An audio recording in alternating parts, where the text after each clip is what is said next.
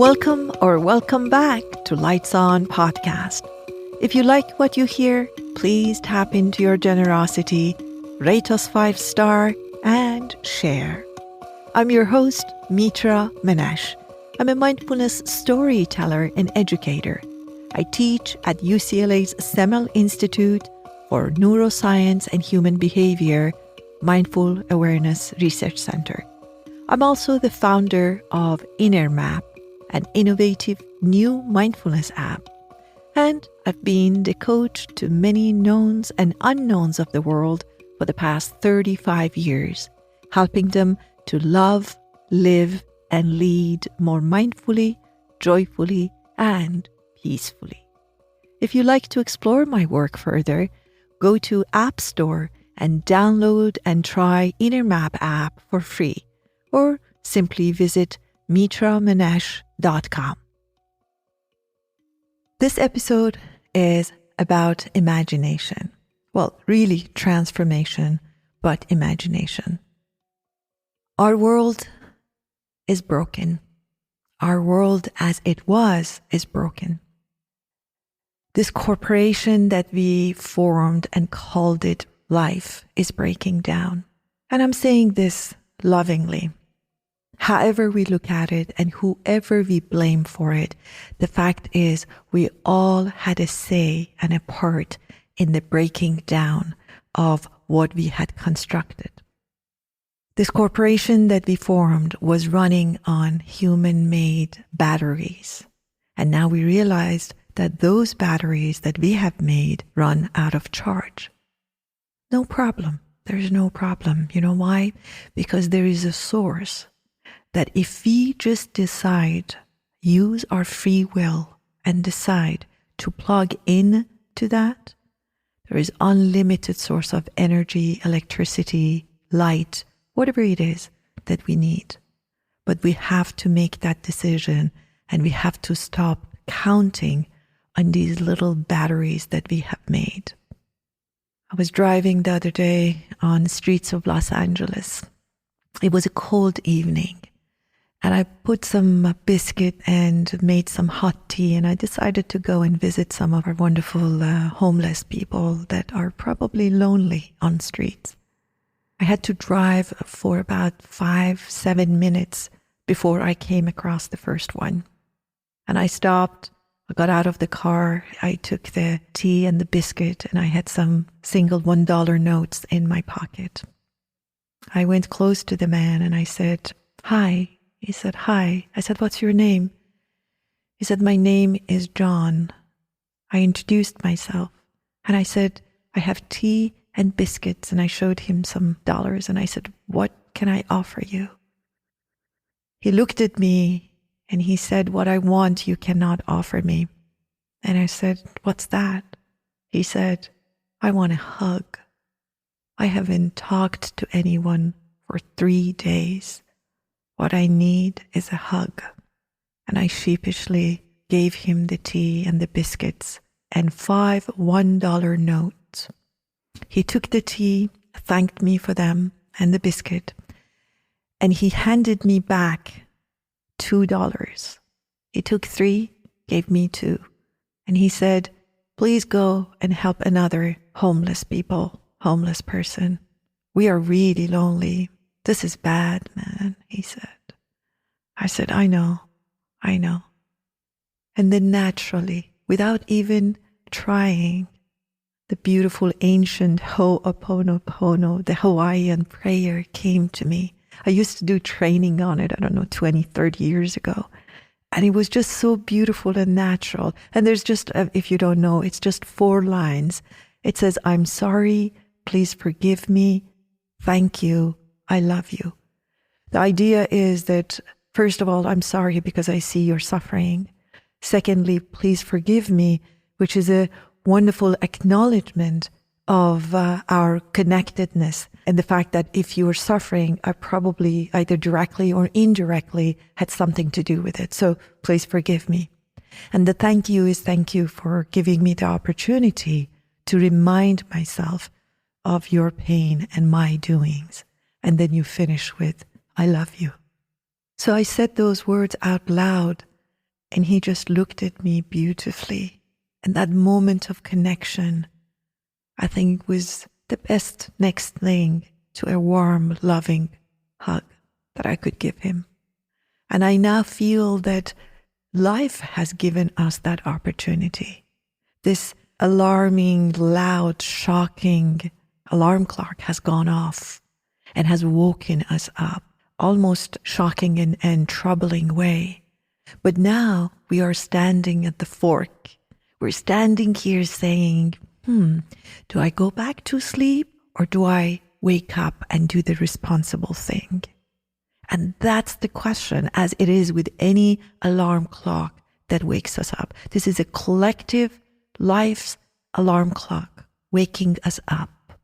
Now we're standing with all of our mights, and we thought we had many, technologically, scientifically, physically, financially. Here we are standing weak in front of the might of nature. And I'm not even talking about huge mights, if there is such a word as huge or small might. I suppose might is a might. It's not floods. It's not earthquakes. It's not fires and hurricanes that we're talking about. We're standing in front of a tiny little virus that we don't even know what it is. And we have lost our might. We have lost our control. We are part of this natural life, and we've gone against it. And this is not an admonishing voice that I'm using. It's very much a we statement. And it's an observation of the fact more than anything else. We went against it. And now we're standing in awe of what has happened. And we're thinking, what's next? Do I go back to my sleepwalking called life? Do I wake up? What do I do? Well, it is not so much that what we do, even though we have to do what we need to do to preserve our life. And there's a lot of instructions out there, mine included. I'm a coach, so I'm always into what to do. 1, 2, 3. I'm obsessed with 3 steps of what to do. It's important, and we need to do it, and we need to preserve this wonderful thing called life. But then there is a comma after that. Then what? Then what do I do? The real question is, how are we going to be after this or during this? How are we going to continue the way we live or change it? You know, this wonderful little tiny, I shouldn't call it wonderful because everybody hates it.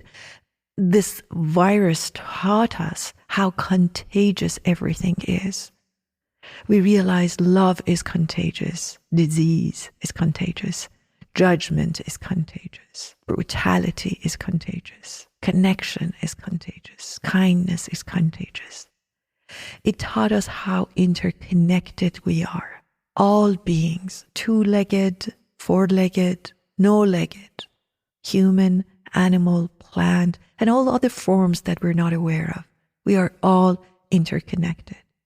It taught us that what we do, what we think, what we feel matters. We're affecting this ecosystem. Everything we have thought and felt, every word that we have uttered, every action we have taken has influenced this world. If in January 2020, I told you that our life as we know it will come to a halt, it will collapse, cities will close down, governments will shut down, you would have thought I was crazy. But now we see that impossible is possible. There is no such a thing as impossible. But the question is this: do we let our fears and our lack of awakeness take us to impossibilities that we do not want? Or we consciously call in that which we want and make those impossibilities possible? Okay, that sounds good. I know you're thinking, and I'm going without script here, but the question is how? Here's another instruction. How do we do this? Well, it's not a doing, it's a being. How? Our imagination, the only tool we have all the time, no matter where we are, no matter who we are, no matter what we have or don't have. Imagination. Anything that you see and you have and you enjoy and you need and you use was one day an idea in somebody's imagination. Everything has come from a no thing. So let's go to the no things and make them yes things. Let's imagine what we want. Let's imagine the natural life that where we respect nature and its rules, where we take what we need, where we allow other beings to also take their share. This inheritance called life and nature belongs to all of us, and we all need to take a share of it. And when we overtake, literally, we break the boundaries and the rules of nature. There's a wonderful story that comes to my heart, and I'm sure I'm going to butcher it because I read it about probably 40, 50 years ago. And it's a story, I believe, is Carlos Castaneda's, one of his books. Story about Carlos Castaneda and his teacher, Don Juan, being in the nature and hearing the gunshot of a hunter. And Don Juan, the teacher, sees that the hunter kills an animal and then he rides away on his horse. Don Juan gets upset. He gets on his horse. And of course, being a native of that area, he knows all the shortcuts. So he appears in front of the hunter and tells the hunter, forces the hunter to go back, pick up his hunt, clean his hunt, and takes him to the fire and says, now cook it and eat it. The hunter, not aware of the principles that Don Juan stands for, thinks Don Juan is a madman. And he says, and you're going to kill me after this? And Don Juan says, no, I'm going to let you go.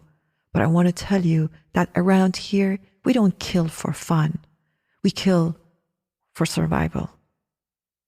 We can negotiate that and talk about that. Do we even kill for survival? But that's another story and another discussion, another podcast. But say if we do, if we decide to do, can we do that respectfully? Can we do that with boundaries? And that's the imagination that I want to invite you to. Imagine cooperation replacing corporations. And it's not just imaginary thing that I'm talking about. I teach corporations. I know it is possible. I know when we work together. I know corporations that take care of all of their staff, they do better in a sustained way. They do better in every sense. Imagine paying more attention to our human beingness, not just our human doingness. And this is not a postcard that I'm writing.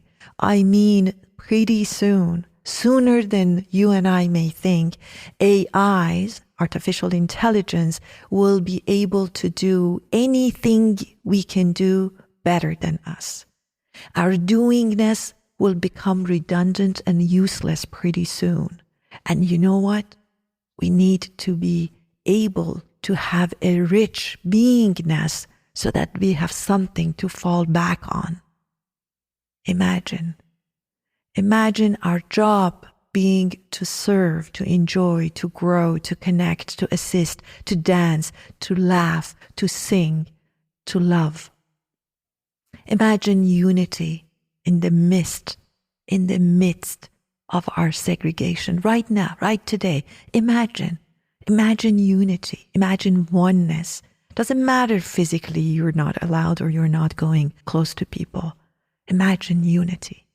Imagine technology being at the service of human beings, not the other way around. Imagine that this is serving us to connect and to hear.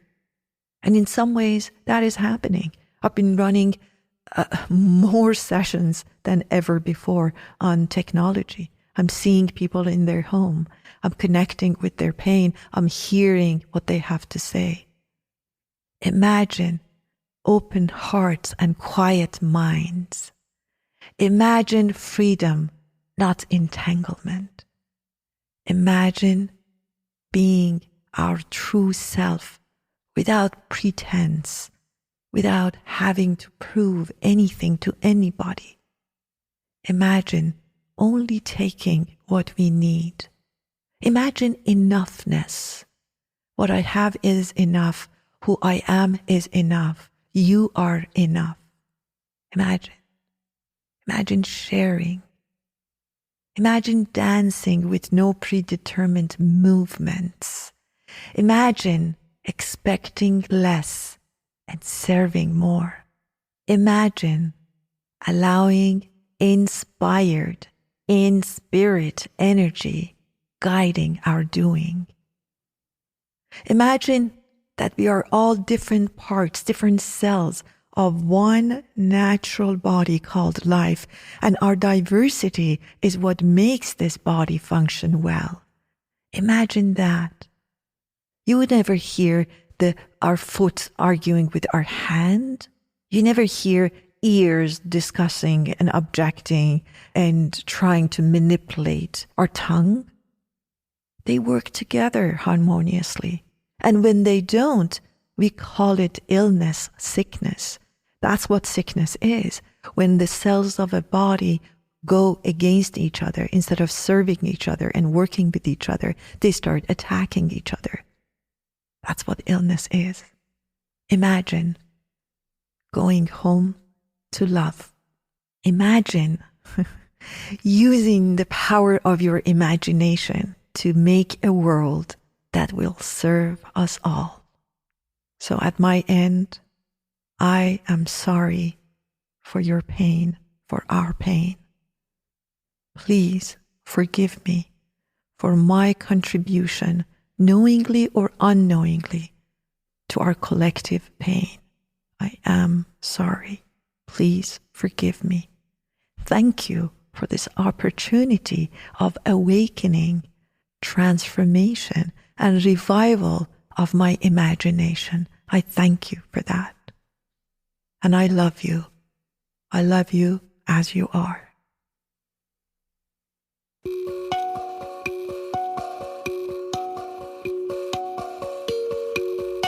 Hope this episode answered the question or two for you, or provoked and inspired questions in you.